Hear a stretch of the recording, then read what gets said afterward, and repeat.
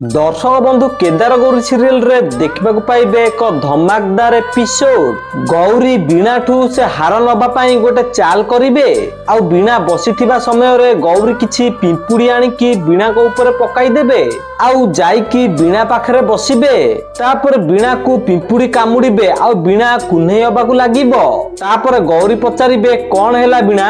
गौरी एमिति पचारले बीणा कहइबो ए निया लगा पिंपुड़ी गुड़ाक मते कामुड़ी की फुलेई देलेनी। तापर गौरी कहिबे तू गोटे काम कर से हारटा को काढ़ी की फोपाड़ी दे। गौरी एमिति कहिले बीणा से हार को काढ़ी की फोपाड़ी दबो आउ कहइबो मु जाई की बेकुटा को धोई देई की आसे। बीणा एमिति कहि की सेठु चाली जिवो। तापर गौरी आसी की से हार को उठाउथिबे आउ ठीक सेही टाइम रे से माधवी आसी की से हार को नै जिवो।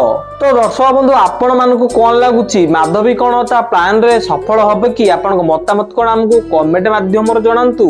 आउ केदार गौरी सीरियल रो सब टेक्निक अपडेट सर्वप्रथम जानिबा पय वीडियो गोटे लाइक करी चैनल को सब्सक्राइब कर दियंतु।